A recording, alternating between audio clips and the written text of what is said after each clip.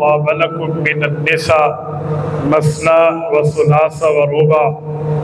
عن عبد الله بن مغفل رضي الله تعالى عنه قال قال رسول الله صلى الله عليه وسلم تزوجوا الودود الولود فإني مكاثر بكم الأمم.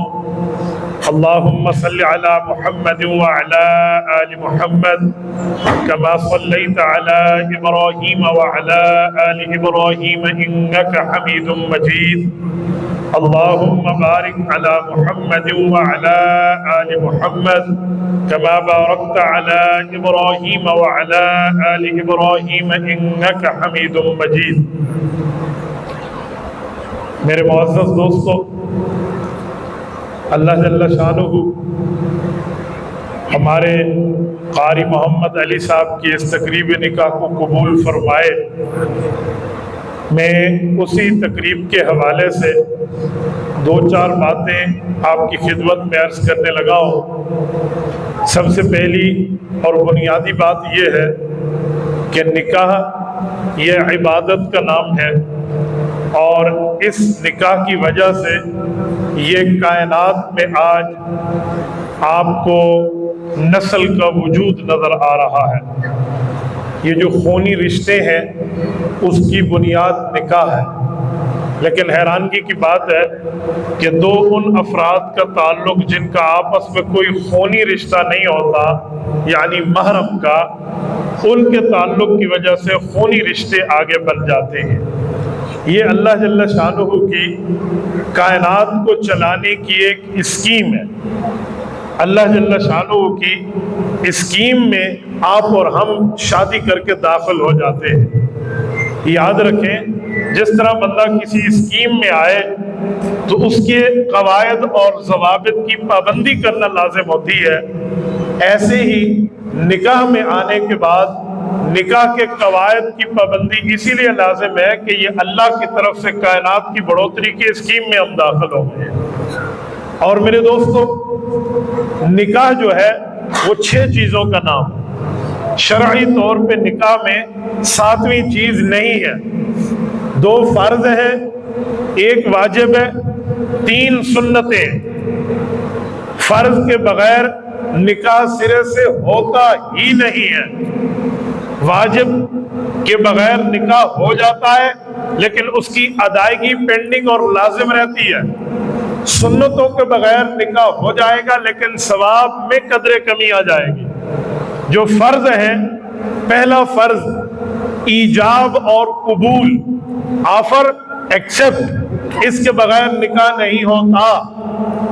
اور دوسرا فرض کم از کم 2 مسلمان گواہ ہوں. اللہ کے رسول صلی اللہ علیہ وسلم نے فرمایا اعلنوا النکاح واجعلوها فی المساجد. نکاح کا اعلان کرو اور اسے مساجد میں رکھو.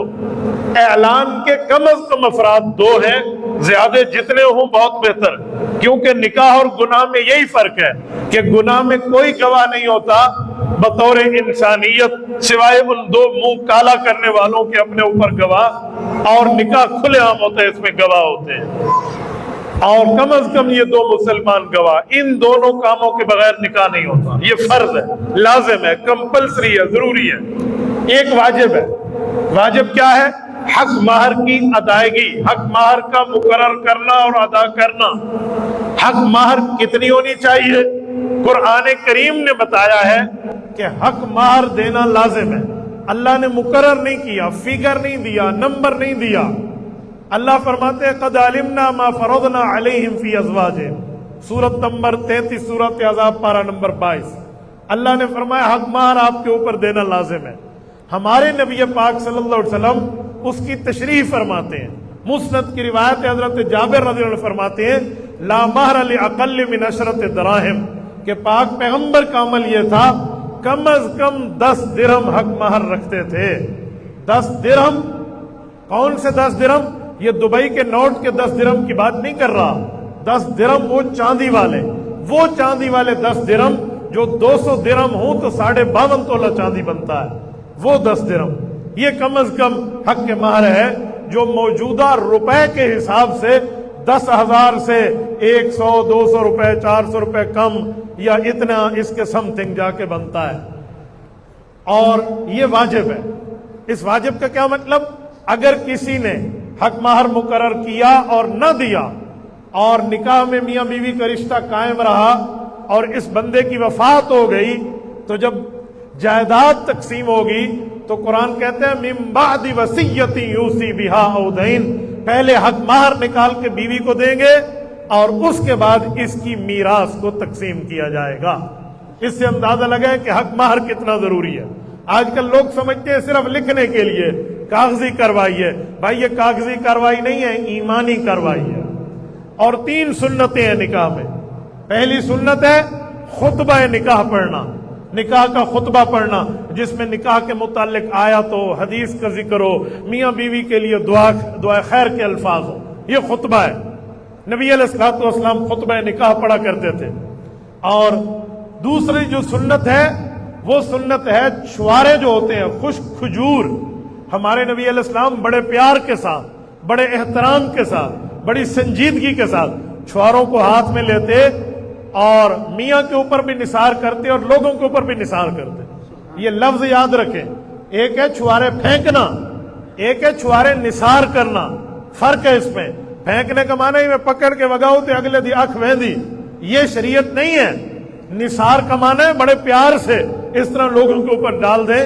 کچھ دنوں پہلے قائد ملت اسلامیہ، امام انقلاب حضرت مولانا فضل الرحمان صاحب کو رب جزائے خیر دے، ان کی وجہ سے آدھے لوگوں کو پتا چلا ہے کہ یہ بھی نکاح کا ایک طریقہ ہے، ورنہ تو دنیا سمجھتی تھی رزق کی ناقدری ہے، حالانکہ ایسا نہیں ہے۔ جب علماء کے قریب بیٹھو گے تو ایک ایک چیز سمجھ آئے گی۔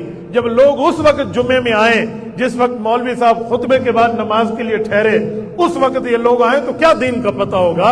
اس لیے علماء کے ساتھ بیٹھنا چاہیے۔ شادی کی تیسری اور آخری سنت جو ہے وہ دعوت ولیمہ ہے۔ دعوت ولیمہ یہ رخصتی کے بعد ہے، رخصتی کے بعد ہے۔ اس سے پہلے والی جو دعوت ہے وہ دعوتیں صرف صدقے کے لیے ہیں، نفلی صدقات ہیں۔ دعوت ولیمہ شب صفاف کے بعد ہے، اور یہ دعوت ولیمہ مسنون ہے۔ اولم ولو بشات، حدیث میں بکری یا بکری کا بچہ بھی ذبح کرنا پڑے نا، ولیمہ کر لو۔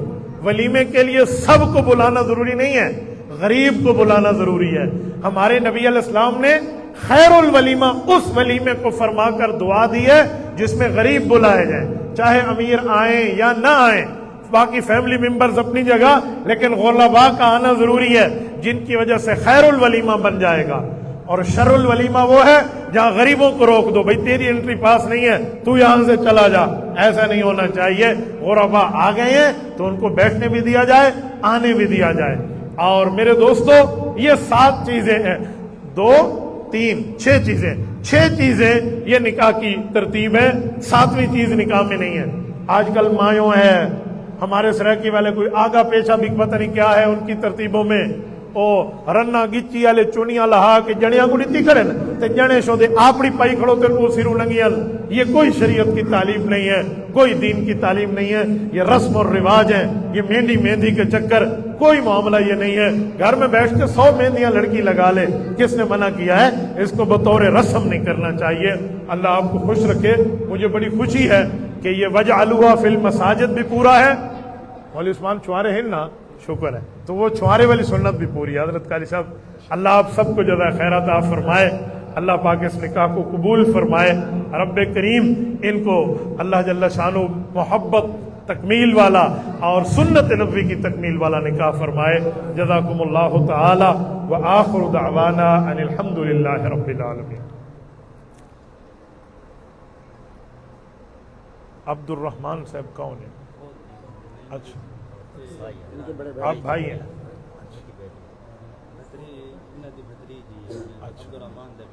ٹھیک ہے، اچھا یعنی وہ بچی دے چاچو ہے، کوئی گواہ بھی ہیں؟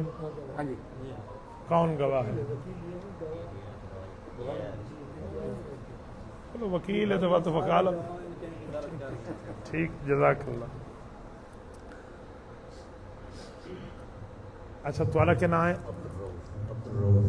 عبد الروف صاحب، یعنی تمہارے بھائی عبد الرحمان دی بچی ہے عفت بی بی، میں اندے نکاح دی اجازت تمہارے کو منگنا محمد علی بن غلام شبیر نال 10,000 روپے حق مہر دے ہوتے تسا انہوں دے وکیل ہی وے تے تسا میں کو بطور وکالت اجازت انہیں نکاح دی دے چھوڑیے پکڑ بحال ہے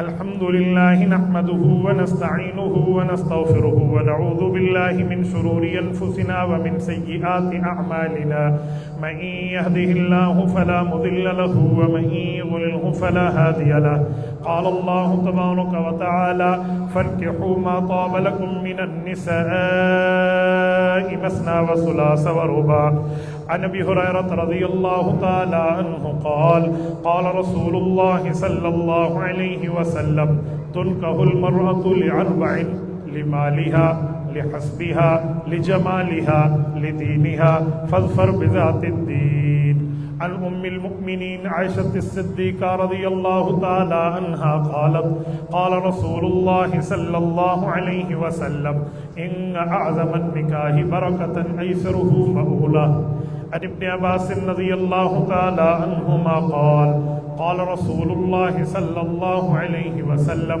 لم تر للمتحابين مثل النكاح عن عبد الله رضي الله تعالى عنه قال رسول الله صلى الله عليه وسلم من استطاع منكم الباءة فليتزوج فإنه أغض للبصر وأحسن للفرج عن عبد الله رضي الله تعالى عنه قال رسول الله صلى الله عليه وسلم النكاح من سنتي فمن لم يعمل بسنتي فليس مني اللهم صل على محمد وعلى آل محمد كما صليت على إبراهيم وعلى آل إبراهيم إنك حميد مجيد اللهم بارك على محمد وعلى آل محمد كما باركت على إبراهيم وعلى آل إبراهيم إنك حميد مجيد اللهم ألف بينهما كما ألفت بين آدم وحواء عليهما السلام اللهم ألف بينهما كما ألفت بين هاجر وسارة وإبراهيم عليهما السلام اللهم ألف بينهما كما ألفت بين صفورة وموسى عليهما السلام اللهم ألف بينهما كما ألفت بين عائشة رضي الله تعالى عنها ورسول الله صلى الله عليه وسلم اللهم ألف بينهما كما ألفت بين بنات رسول الله وأزواجهم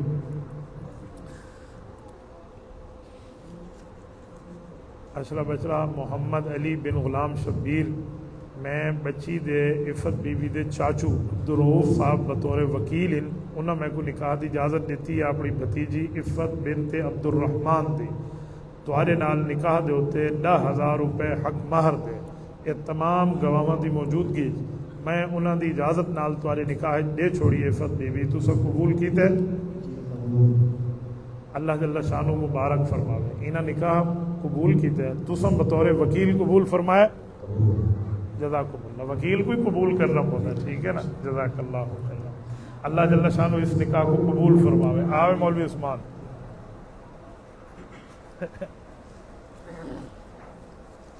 چلو بھائی یہ لے لیں دلہا صاحب یہ تو ہی گھن بجڑا آپ بھی لے لیں آپ بھی لے لیں